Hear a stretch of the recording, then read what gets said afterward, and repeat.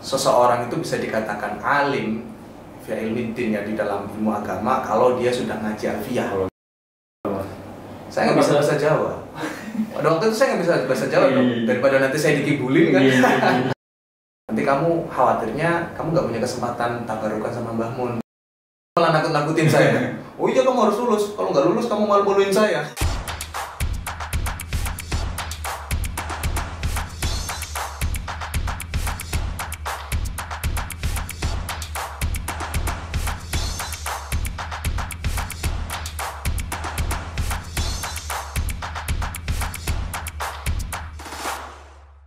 Assalamualaikum warahmatullahi wabarakatuh.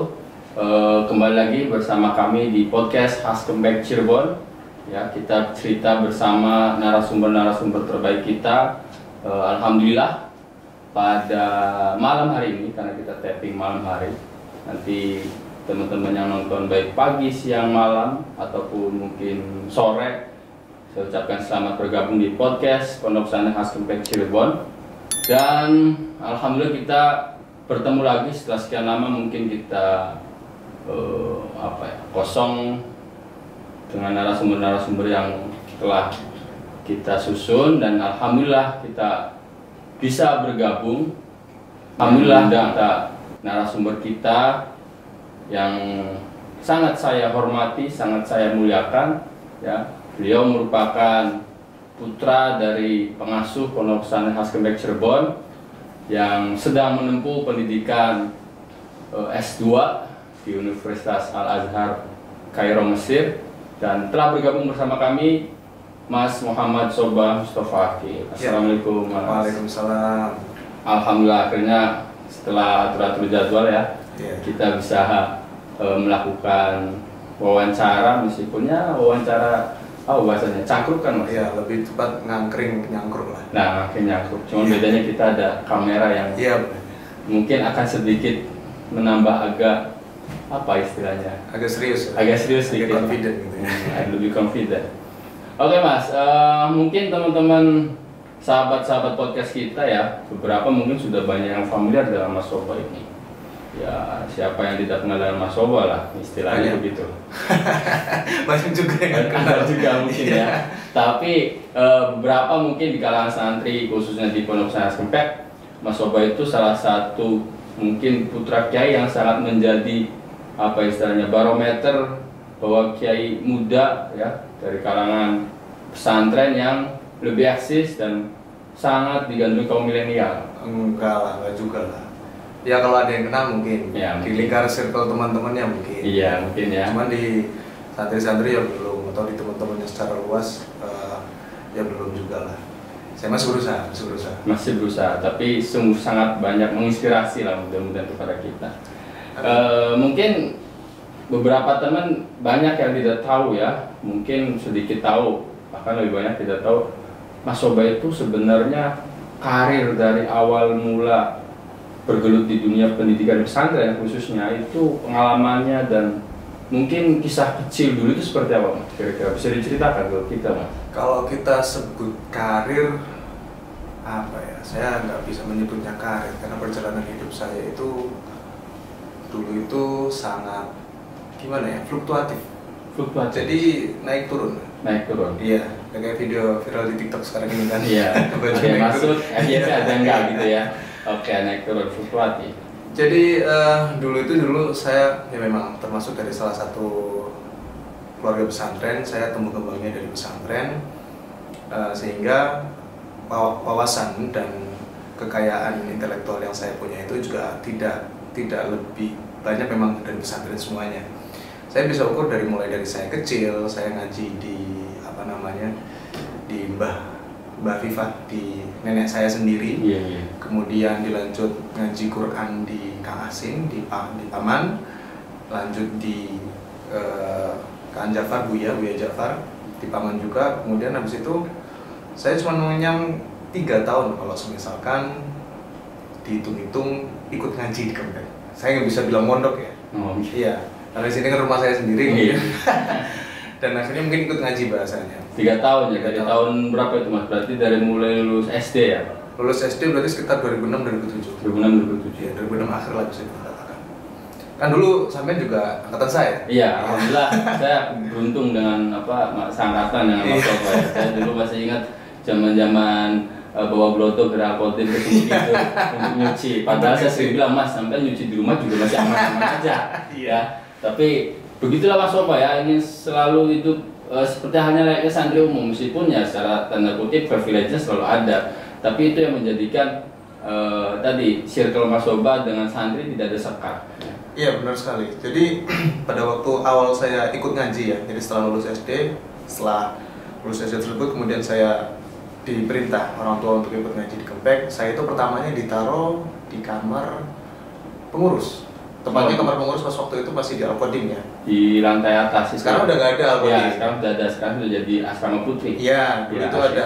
Ya, di situ di kantor pengurus di situ sama pengurus-pengurus yang tua ya, yang sepuh ya. Belum dapat setahun saya udah pindah karena ternyata teman saya lebih banyak dan saya nggak mungkin dong kalau misalkan di situ terus nanti mobilitas pergerakan saya kayaknya kurang enak kalau mau ketemu sama teman. Iya, sungkan. Iya, sungkanan dari teman-teman santri. Ya nanti kan ibaratnya kalau di santri kan kalau di pondok pesantren kan kita nggak mungkin yang diem di kamar aja kayak gitu. Kita juga perlu main dan segala macam karena kita juga punya teman-teman kan gitu. Akhirnya di akhir tahun pertama itu saya pindah ke kamar 7 Ibnu Malik ya, komplek Ibnu Malik. Tapi memang sebelum saya mondok juga itu udah kenal santri-santri. Maksudnya kehidupan saya itu nggak lepas dari santri-santri yang ada di pesantren Kempek ini gitu loh. Entah yang di Al-Qadim ataupun yang di Al-Jadim. Cuman memang belum seserius itu mengembangkan wawasan dalam ilmu agama. Baru setelah setelah ikut ngaji di Kempek, setelah itu baru saya merasa ada keseriusan, ada intensitas di situ. Ya mungkin intensitas namanya anak kecil kan kita nggak bisa mengukur ya. Masih umur 10, 11, 12 tahun lah gitu. Kita belum bisa mengukur apakah benar-benar serius kayak gitu. Cuman yang dirasakan pada waktu itu saya mampu bersaing dengan teman-teman. Nah ini yang mungkin teman-teman yang masih belum bisa dapat apa sih enaknya mondok, itu adalah salah satunya kita di samping kita punya banyak teman, yang kedua itu kita bisa menimbulkan jiwa yang kompetitif. Betul. Istilahnya gini ya, dulu adu gengsi kalau saya maju harus bisa itu sangat tinggi. Iya, sangat tinggi. Dulu itu pernah ceritanya. Saya itu 3 tahun di sini itu kan store pertama terus ya, masuk 10 anak yang store pertama. Oh iya, yang penghafalan adom. Iya. Karena sebelum ujian biasanya kan ada syarat untuk menghafalkan adom dulu kan. Iya, untuk syarat ujian harus khatam. Iya. Saya itu selalu masuk 10 besar. Dan itu menjadi menjadi prestasi tersendiri gitu. Iya, kebanggaan tersendiri. Iya, meskipun saya pada waktu itu belum bisa pada waktu itu ya nggak tahu, nggak ngerasa hebat, nggak ngerasa apa, ya saya lakukan aja gitu loh. Cuman memang ada perasaan saya itu harus bisa. Kalau teman saya bisa, kenapa saya enggak? Betul. Ini kan murni dari pandangan hadis la yu'minu ahadukum hatta yuhibba li akhihi ma yuhibbu li nafsihi. Jadi karena ada teman yang bisa, kita jadi tertarik untuk bisa. Makanya kita yang bisa jangan enggan untuk mengajarkan teman-teman yang lain. Kalau kita bisa, kenapa teman kita enggak? Kan gitu. Kalau kita bisa menghafalkan, kenapa teman-teman kita nggak bisa menghafalkan? Kalau kita bisa pesantren, kenapa teman-teman kita nggak bisa pesantren? Jadi Mas Soba ini memang dulu zaman pengalaman saya dengan Mas Soba ini, ketika misalkan selesai musyawarah masih ada teman-teman yang kayaknya belum nyandak, pasti tanya, ayo selesaikan malam ini juga. Karena tidak ingin teman-teman yang lain juga ketinggalan. Bahkan kadang kalau misalkan kayaknya ini udah manteng, ini tuh dipaksa sampai bisa. Iya, pada akhirnya semuanya itu ngerasa keberatan. Jadi sekitar 3 tahun ya di Kempeknya Mas ya. Kalau secara tadi ikut ngaji di Kempek 3 tahun, berarti sampai hatam Quran Mas ya? Cuman hatam Quran doang. Alhamdulillah saya hatam Quran. Dari apa ya berarti natumnya? Awamil, Jurmiyah, MDT. Ya sampai MDT juga hatam. Alhamdulillah 3-tiganya itu ya bisa dibilang jenjang yang sangat menentukan nanti saya ketika di Sarang. Nah setelah hatam Quran, saya berangkat ke Sarang. Pada waktu itu saya pengennya hatam Alfiyah dulu dong. Semua santri Kempek pasti pengen merasakan hatam Alfiyah sih. Saya kira entah itu dari ukuran di zaman yang klasik sampai ke zaman yang modern sekalipun, pasti Kalau udah Hatam Alfia itu udah ayem banget loh. Iya, kayak ibaratnya kayak titik aman pertama mondok itu udah Hatam Alfia. Iya. Jadi kan kalau kata Mbak Mun kan seseorang itu bisa dikatakan alim via ilmiddin ya di dalam ilmu agama kalau dia sudah ngaji alfiyah. Kalau sudah ngaji alfiyah. Iya.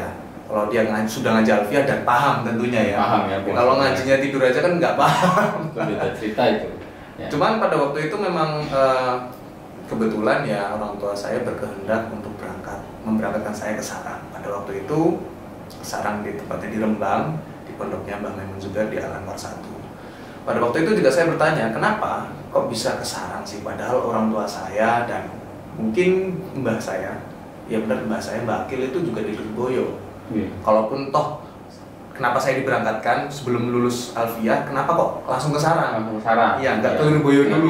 dulu. Ya padahal teman-teman saya, kemudian saudara-saudara pun semuanya di Lirboyo. Cuman memang ada alasan tersendiri pada waktu itu. Alasannya apa?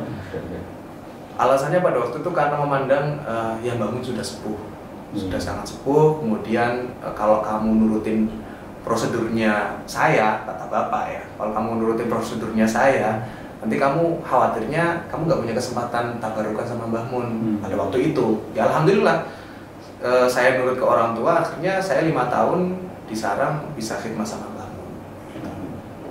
Bahkan lebih banyak ngaji secara langsung mas ya? Iya. Private lah, private class. Iya, private class bisa dikatakan seperti itu sih. Cuman gini, pada awal mulanya itu kan saya berangkat ke Sarang itu memang kayak nggak ada kesiapan gitu loh. Memang karena belum pernah mondok di luar, baru ikut ngaji di rumah sendiri. Apa siapa itu? Silent dulu, silent. Memang karena belum pernah mondok di luar dan baru di pesantren sendiri ikut ngaji, akhirnya banyak kecanggungan yang terjadi. Ya kayak contoh misalkan masih kesusahan mencari teman, kesusahan untuk beradaptasi. Cuman alhamdulillah di sana karena jadi pas waktu saya mondok ke sana itu saya nggak langsung dipersiapkan kamar. Biasanya kan kalau keluarga itu kan ada yang disiapkan ya. Disiapkan kamarnya secara khusus. Kamar sendiri. Iya, mendapatkan ya fasilitas pribadi lah. Cuman pada waktu itu ketika saya ditawarkan oleh pengurus sana, saya nggak mau. Alasannya cuma simpel aja sih sebenarnya. Kenapa? Saya nggak bisa bahasa Jawa. Pada waktu itu saya nggak bisa bahasa Jawa dong. Daripada nanti saya dikibulin kan. Akhirnya saya pada waktu itu saya milih kamar sama teman-teman biasa. Rata-rata waktu itu dengan teman-teman yang dari wilayah mana? Pada waktu itu saya dengan teman-teman wilayah Indramayu Cirebon. Cuman lebih banyak Indramayunya. Pada waktu itu di tepatnya itu di kamar 34 NH. Nama kompleknya NH Nurul Huda. Sekarang masih ada sih. Cuman kamarnya udah hilang karena udah direnovasi juga. Pada waktu itu juga sangat susah ya awal-awal ya, karena nggak ada orang kenal di sana. Meskipun saya keluarga juga, keluarga Mbah Mun. Cuman karena nggak ada yang kenal juga, jadi akhirnya saya itu beradaptasi on proses gitu loh, ada progresnya, dikit demi sedikit gitu loh.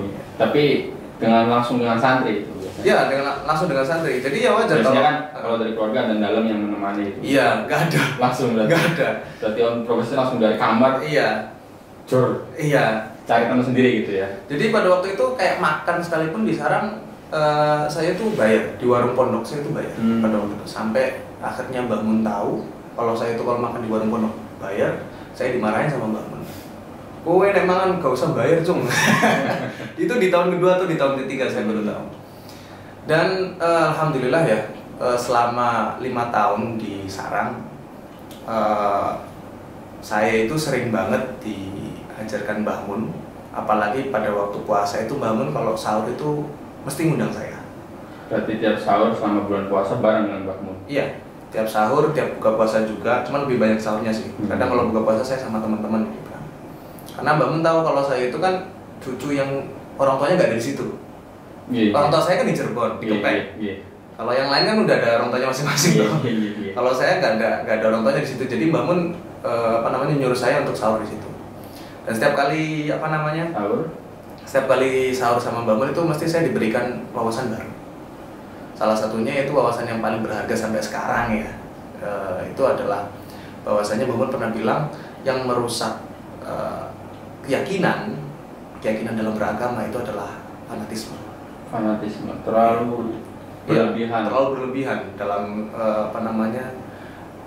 dalam kecenderungan tersebut. Itu sampai saya pegang sampai sekarang, dan itu terbukti nyata. Dan di Sarang pun saya cuman nggak terlalu lama sebenarnya, kalau ukuran 5 tahun sih dibandingkan teman-teman yang lain ya. Sampai kepada saya hatam Alfiyah, kemudian setelah itu masih ada 2 tahun lagi kelas 5 kelas 6 muhadharah, baru setelah itu saya diutus Mbah untuk berangkat ke Mesir. Berarti dari mulai tadi awal ke Sarang itu dorongan kepatuhan ya kepada orang tua, kemudian khidmah ke Mbah Mun, sampai akhirnya 5 tahun itu berarti sampai ke jenjang pengajian pendidikan apa tadi Mas? Sampai ke kelas 6 muhadharah. Kelas 6 muhadharah. Setelah itu diutus Mbah Mun untuk ke Mesir. Iya, benar sekali. Cuman saya khidmahnya di Sarang itu bukan cuman khidmah dalam perihal keilmuan ya. Justru perihal di keilmuan itu karena Sarang itu erat dengan konteks fikih ya pada waktu itu. Saya khidmahnya itu lebih ke hal yang lain. Apa itu kira-kira hal yang lainnya? Saya di sana itu juga ikut khidmah ke Mbah Mun, saya ikut marching band. Oh, marching band. Iya. Ini beda loh, kalau misalkan di pondok pesantren lain ada marching bandnya, tapi masuknya kayak ekstrakurikuler yayasan atau sekolah kan gitu. Nah kalau di Mbah Mun itu enggak. Itu masuknya ke ekskul? Bukan ke ekskul. Itu ke khidmah. Oh, khidmah. Ya, jadi kita itu kayak abdi dalam. Ini layaknya kayak departemen pendidikan, keamanan gitu. Iya, benar. Jadi itu khidmah itu nilainya. Dan saya 5 tahun di sana itu ya ikut marching band juga. Cuman memang rasanya itu sangat berkesan sekali ya. Karena mau bagaimanapun Mbah Mun itu awal kali membuat marching band itu karena memang ingin menunjukkan nasionalismenya santri. Nah ini cikal bakalnya nanti yang jadi slogannya Mbah Mun yang sempat viral itu, nasionalis religius dan religius nasionalis. Ya kayak gitu. Jadi karena memang pada manhajnya Mbah Mun, ideologinya Mbah Mun bahwasanya santri itu juga bagian daripada negara, maka santri juga harus nasionalis untuk menjaga negara, keutuhan negara pada waktu itu. Salah satunya dengan marching band yang lebih identik, kalau ketika harus kompak, harus nada gitu kan ya. Dulu juga Mas Sopo pernah ya menampilkan marching bandnya ketika ada acara di Kempek. Iya, benar sekali ya. Itu jadi bagian apa Mas? Saya pas waktu itu di trompet ya. Cuman ya banyak yang nggak paham mungkin ya. Karena awal kali Mbah Mun itu bikin marching itu memang untuk keperluan itu menyemarakan 17 Agustus RI. Jadi pada waktu itu Mbah Mun karena pengen punya santri yang ikut ngiringin HUT RI ya, 17 Agustus hari kemerdekaan, Mbah Mun bikinlah marching band. Dan itu 5 tahun di sana, dan akhirnya saya berangkat ke Mesir. Ke Mesir dengan dorongan Mbah Mun. Waktu sebelum sampai berangkat ke Mesir, apakah ada misalkan wacana dari sampai sendiri gitu Mas? Dari jenengan misalkan saya sebenarnya ingin melanjutkan ini atau bagaimana, atau ada wacana keinginan lain mungkin? Kalau dari saya sendiri itu nggak ada. Jujur nggak ada. Saya itu pengennya, karena pada waktu di Sarang itu saya juga sempat private sama Gus Baha. Saya selama 3 tahun di sana saya private sama Gus Baha, ngaji hasyatan. Ya, kemudian pada waktu itu saya mikirnya pengen lulus dari Sarang, kemudian saya lanjutkan solokan dengan Gus Baha. Selesai, kemudian menikah, punya anak, hidup bahagia. Gitu. Awalnya begitu ya? Ya, ternyata ya mau bagaimanapun ya takdir siapa yang tahu kan.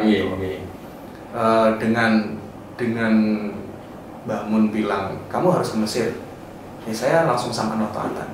Karena menurut saya gini ya, bukan kok saya sok-sokan pengen sok taat loh, sok patuh, sok patriotik dan segala macam, bukan. Saya itu jujur salah satu ya keluarga yang sering bikin malu keluarga lah, sering bikin malu, sering bikin kecewa.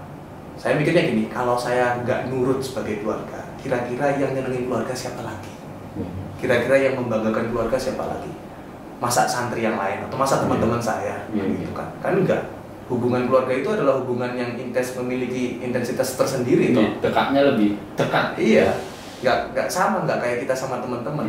Seorang anak pasti memiliki tanggung jawab terhadap keturunan di atasnya kan, dan nanti ke bawah. Iya. Makanya kalau misalkan saya yang nggak niyain, saya yang nggak nurut, mau siapa lagi yang nurut itu? Akhirnya dari dorongan tersebut, ya saya berangkat aja ke Mesir. Dengan spesifik ke Mesir, jurusan A, jurusan B atau Belum. Baru menyuruh nanti setelah ini ke Mesir. Iya. Jadi gini, di sarang itu kan, saya tadi kan udah sempat nyebut ya, di sarang itu kan kentalnya fikih. Ya, di sarang itu kentalnya fikih. Saya itu selama di sarang sorogan fikih itu nggak cuma sekali 2 kali. Sorogan private fikih itu nggak sekali 2 kali, bahkan sehari 3 kali pernah. Setelah ngaji, setelah sekolah ya, jam biasa setengah 12 baru selesai, jam 11. Kemudian habis itu saya sorogan, takrim, habis itu saya setoran takrim, habis itu saya latihan marching, habis maghrib saya sorogan lagi, habis musyawarah, kemudian saya sorogan lagi. Ada di luar kegiatan wajib kan? Itu di luar kegiatan wajib memang. Saya sorogan berkali-kali, yang itu fikihnya, usul fikihnya. Kemudian saya kayak nggak dapet feel. Saya nggak dapet feel. Ya kalau misalkan kita dibilang bisa nggak bacanya, bisa. Paham nggak, paham. Cuman kita yang nggak kayak apa ya? Belum merasa banget gitu. Iya. Orang kalau misalkan udah mahir sesuatu kan dia kan mendapatkan intuisi kan. Dan dapat instingnya. Instingnya dapat. Itu saya nggak dapat gitu.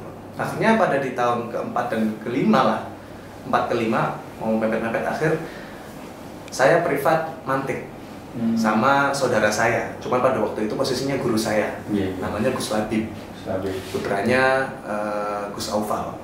Pada waktu itu saya sorogan mantik, barulah di situ saya terbuka pikiran saya. Oh ternyata di dalam keilmuan khazanah keilmuan Islam ini nggak cuma fikih ya, gitu loh.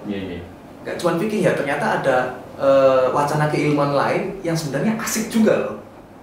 Dan itu mantik itu juga kan merupakan adopsi keilmuan yang kemudian diadopsi oleh pemikir-pemikir Muslim dan diajarkan di pesantren-pesantren sebenarnya. Bahkan ya nggak jarang pesantren-pesantren mengaji ilmu mantik, entah itu Intuhul Mubham, Sulam dan segala macamnya. Karena perlu pemikirannya harus jeli juga ya, Iya. Ya jelas dong bahwasanya kalau orang kan dalam mantiknya itu kan satu gagasan kenapa adanya ilmu mantik, ilmu logika ya, agar logika kita tidak salah. Ya begitupun di dalam di dalam keilmuan yang lain, logika kita harus benar. Gitu. Jadi prakteknya dari situ. Barulah setelah itu saya berangkat ke Al-Azhar dengan bekal kecenderungan yang baru. Yang tadinya dominasi fikih, kemudian sorogan mantik, dominasinya ada tambahan. Belum dominasi, baru memiliki kecenderungan baru. Ya. Setelah itu saya belajar mantik dan di Al-Azhar ternyata tahun pertama saya mendapatkan pelajaran mantik yang aplikatif. Jadi bukan hanya sebatas kita membahas tentang apa yang ada di dalam kitab, tapi kita juga mengembangkannya di dalam konteks-konteks yang aktual. Nah, dari mantik itulah, saya nggak mungkin nyebutin contohnya di sini ya, iya kan? Dari mantik itulah, kemudian saya merambah ke beberapa keilmuan yang lain, seperti halnya ilmu teologi, ilmu kalam, atau ilmu tauhid lah bahasanya, kemudian di falsafah. Karena di tingkat 1 dan tingkat 2 di Fakultas Usuluddin itu ada muatan lokalnya namanya falsafah ammah. Kita diajarkan wacana atau pengetahuan tentang filsafat, tapi secara umum aja. Filsafat umum ya? Iya, itu di materi muluk, berarti wajib ya di semua fakultas ada ya? Enggak, hanya di Fakultas Usuluddin aja. Fakultas Usuluddin. Muluknya itu ya? Iya. Kemudian habis itu saya jadi sangat tertarik. Nah, puncak-puncaknya adalah ketika saya tanya ke Mbah Mun. Saya telepon karena setiap kali saya mau ujian di Al-Azhar itu saya telepon Mbah Mun. Saya yang mengadu lah, barangkali mendapatkan ujangan, mendapatkan wiridan apa. Ternyata enggak. Ternyata Mbah Mun malah nakut-nakutin saya. Oh iya kamu harus lulus, kalau nggak lulus kamu malu-maluin saya. Mbah Mun pada waktu itu saya pas waktu mau milih jurusan, saya nanya ke Mbah Mun, Mbah, saya kayaknya mau milih jurusan akidah filsafat deh. Dengan kecenderungan baru kan, alasannya kan gitu. Respon Mbah Mun waktu itu? Respon Mbah Mun, jangan. Bukan berarti saya mendiskreditkan jurusan akidah filsafat ya, bukan. Kamu tafsir aja. Nanti saya sebutkan alasannya kenapa kok tafsir. Jadi pada waktu itu Mbah Mun merekomendasikan saya untuk ke jurusan tafsir. Padahal saya memiliki kecenderungan akidah filsafat. Oke, itu nggak masalah menurut saya. Saya bergelut di dunia tafsir pada waktu tahun ketiga. Kebetulan Ami Said, Pak Yai Said Agil Siraj itu ke Mesir. Pada waktu itu kunjungan ada multaqoh di Al Azhar, mendapatkan undangan. Saya bertemulah dengan kawan-kawan SAS Center. Ya kan, ya jelas dong, namanya ponakan lagi disambangin, pengen itu kan, pengen datang, pengen hadir kan. Siapa tahu dikasih uang jajan ya, buat es. Iya. Pada waktu itu saya ketemu sama teman-teman SAS Center, kemudian diajaklah saya sama kakak saya, Mas Amud masih di Mesir. Masih di Mesir, diajaklah saya ke kamarnya Yai Said. Saya disowankan dengan cara mendadak, dengan cara yang saya juga nggak tahu ini tujuannya soal mau apa. Saya kira mau minta data, spontan ke kamar istirahatnya Yai Said, kemudian kakak saya bilang, ini Sobah mau masuk ke SAS Center. Padahal nggak ada obrolan apa-apa. Ya mungkin pada waktu itu melihat bahwasanya kajian itu urgen banget untuk mahasiswa. Ya. Komunitas kajian itu urgen banget untuk para mahasiswa sih. Ya saya nggak bisa nolak. Masa saya di depannya Yai Said, enggak, kan nggak mungkin toh. Nggak mungkin. Akhirnya setelah itu, saya masuk ke SAS Center. Dan selama di SAS Center ini saya mendapatkan wawasan yang luas. Jadi begini, ternyata Mbah Mun kenapa merekomendasikan saya di tafsir untuk di kampusnya? Ternyata saya itu bisa mendapatkan materi akidah filsafat saya di SAS Center. Jadi saya itu bisa dibilang berkembang di dua dimensi. Iya. Satu di dimensi kelas di kampus. Ya, benar. Satu di komunitas SAS Center. Jadi untuk tafsirnya saya ambil di kampus, untuk akidah falsafah saya ambil di SAS Center. Dan ternyata saya menemukan teman-teman yang bagus, juga senior-senior serta guru-guru saya juga yang luar biasa sekali lah. Bahkan salah satunya ada yang sangat menginspirasi saya, beliau ikut thariqah juga, tapi juga beliau sangat piawai, sangat bijak sekali dalam pandangannya di dalam permasalahan teologi dan juga masalah filsafat juga. Makanya di situ saya sangat bersyukur sekali. Dan ini saya baru tahu kenapa Mbah Mun kayak punya pandangan yang visioner. Kalau bahasa di santri kan kasyaf kan. Ya karena Mbah Mun sebenarnya udah tahu saya itu kecenderungannya di mana. Dan akhirnya kalau misalkan saya milih akidah falsafah di kampus, ya kayaknya saya nggak akan pernah bisa berkembang ini gitu loh. Saya nggak akan tahu hubungannya dengan Al-Quran apa. Kayak gitu. Jadi korelasinya secara tidak langsung ya tadi di komunitas ketemu di SAS Center akidah filsafat, dan di kelas juga tadi kan ketemu di tafsir Mas. Iya, benar sekali. Waktu di Al Azhar tadi ada kayak rekomendasi jurusan dari Mbah Mun. Dari Bapak sendiri gimana? Atau misalkan dari ibu atau kakak saudara yang lain? Kalau dari pihak yang keluarga. saya ingat itu kalau dari bapak saya itu nggak menyarankan apa-apa, terserah kamu maunya apa. Lebih ke masuknya. Ya pada waktu itu saya bingung juga dong, saya belum punya kecenderungan, baru membangun kecenderungan. Yang tadi ya. Iya, apa nih gitu loh. Dan kalau misalkan ada yang merekomendasikan saya itu kakak saya, Kak Amut itu merekomendasikan saya untuk terjun di bidang hadis. Ya, untuk masuk ke jurusan hadis. Cuman memang jurusan hadis itu menurut saya untuk kelas saya ya itu berat. Karena harus hafal nama orang, ya harus mentahqiq dan mentafriz hadis gitu loh. Artinya kita tahu dalam hadis yang disebutkan di suatu kitab ini asalnya di kitab mana, rawinya siapa. Kita harus tahu rawinya yang meriwayatkan ini siapa. Gampang ya masalah. Ya kan kita udah kayak perangkat desa kan ngapalin satu orang desa. dari ini. Iya, makanya itu jadi kayak ngapalin gitu loh, dan itu kayaknya menurut saya susah. Ya bukan perkara yang nggak mungkin, susah bukan berarti mustahil gitu. Cuman pada waktu itu memang saya ingin menyelamatkan kecenderungan saya lah. Cuman ternyata kecenderungan saya juga dipatahkan oleh dawuhnya Mbah Mun, titah Mbah Mun untuk masuk ke tafsir. Tapi kan kecenderungan itu muncul lagi dari komunitas. Ya benar. Berkembang lagi di komunitas gitu. Seperti itu. Bicara masih di Al Azhar nih Mas, karena kan mungkin piawai Mas Sobah di Al Azhar lebih lebih jos lah kampanye gitu ya. dibanding waktu misalkan di Kemper kan tadi basic banget lah ya. Waktu masih di ngaji di Kemper kan basic, di samping pendalaman sosial ya dengan teman-teman santri. Ketika di Al-Azhar kan komunikasi atau misalkan sosialisasi masuk dalam keilmuan itu kan sudah mulai terlihat lah ya. Menurut sampean ketika kuliah di Al-Azhar kan, dari segi peluangnya mungkin untuk Mas Sobat sendiri ya, tantangan, keuntungan, kelebihannya apa kira-kira? Saya minum dulu boleh. Oh iya Mas, silakan Mas. Kok nganggur aja? Ini juga ada bilik, kopi bilik ya. Oh iya. Sponsorship dari podcast.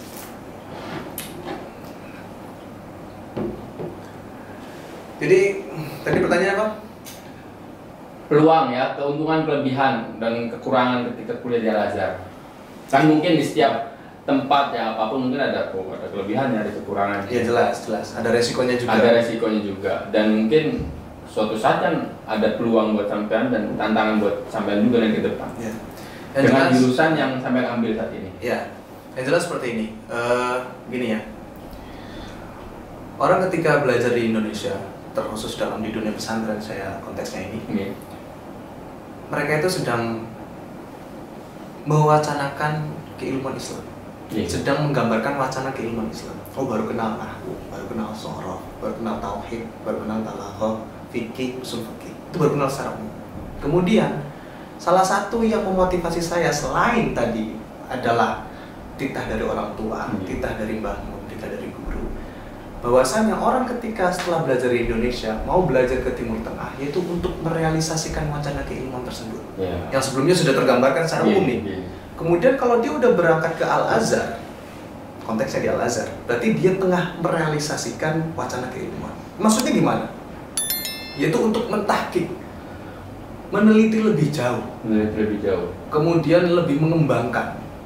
Karena di Al-Azhar mahasiswanya dituntut untuk ikut dialektika keilmuan Islam. Dialektika itu gimana? Kita dituntut untuk mengkaji, meliterasi khazanah keilmuan Islam. Karena cita-cita Al-Azhar adalah untuk menciptakan kader muslim yang memiliki wawasan yang ensiklopedis. Jadi bukan hanya satu jurusan saja. Bukan hanya satu jurusan mahir di satu bidang ilmu, bukan. Tapi tetap secara kompleks dan secara komprehensif. Eksplorasinya lebih banyak ya? Iya, jelas. Karena di satu jurusan pun kita ada muatan-muatan materi di jurusan yang lain.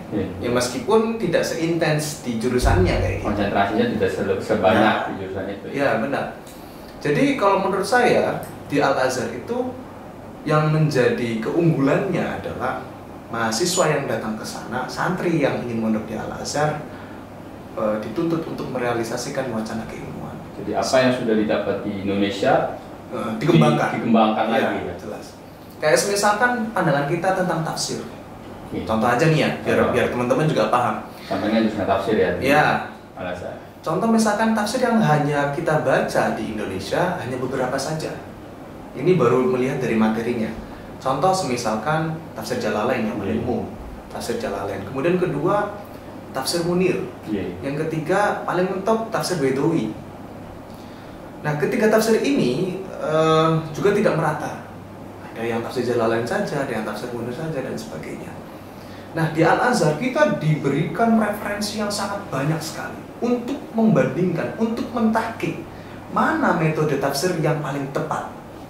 Nah, makanya Al-Azhar mempunyai metodologi yang wasati, moderat, tidak cenderung ke satu tokoh, tapi melihat dan mengkomparasi pendapat-pendapat dari beberapa tokoh, berbagai tokoh. Jadi dibandingkan antara tokoh-tokoh itu ya? Ya, kemudian mana yang paling ibaratnya paling rojih lah pendapatnya, seperti itu. Nah, kemudian gini, itu satu keuntungannya. Kita mendapatkan banyak sekali referensi. Yang kedua adalah kita disuguhkan wacana-wacana yang aktual, yang terbaru. Seperti halnya contoh kayak gini, di Indonesia kita jarang sekali menemukan wacana keilmuan Islam yang diperbarui, jarang sekali. Tapi di Al-Azhar sampai sekarang, dari mulai saya ke sana tahun 2015 sampai 2022, di sana masih membahas tentang tajdid, At-Tajdid fi Fikril Islami. Kita masih membahas tentang pembaharuan di dalam pemikiran Islam. Jadi konteksnya sekarang masih sangat berkembang sekali. Contoh misalkan yang pernah saya temui itu adalah dekan, dimisioner dekan saya dulu, Syekh Abdul Fattah Al-Hawari itu pernah menuliskan karya At-Tajdid fi Tafsir. Itu karyanya gila sekali. Mungkin hanya cuma 60 halaman, tapi pembaharuan di dalam keilmuan tafsir itu sangat menentukan khazanah keilmuan sekarang. Karena bicara sudut pandang juga, Mas. Ya, jelas. Kemudian yang kita dapatkan tafsir-tafsir di Indonesia ini hanya sebagian kecil, tidak belum sampai ke titik yang komprehensif dan tahqiq. Ya jelas, kalau misalkan tahqiq kita melihat tafsir Jalalain, kita melihat tafsir Munir, tafsir Baidawi, itu sudah sangat cukup memang. Bahkan akhir-akhir ini kan saya juga ngajar tafsir Fakhruddin Ar-Razi kan. Ini juga merupakan arus baru kan gitu.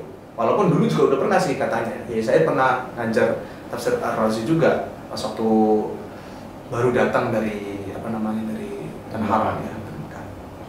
Nah, kalau di Al-Azhar kita disuguhkan wacana banyak banget tentang tafsir. Itu menurut saya ini menjadi suatu kekayaan tersendiri. Kekayaan intelektual ya. Kekayaan intelektual. Jadi sehingga orang itu dituntut untuk mengerti pendapat berbagai macam pemikir. Tidak hanya satu. Akhirnya orang itu sangat sulit untuk fanatik kalau di Al-Azhar. Menjadikan karena sudut pandang banyak, kita tidak bisa dominasi tokoh salah satu tokoh ya.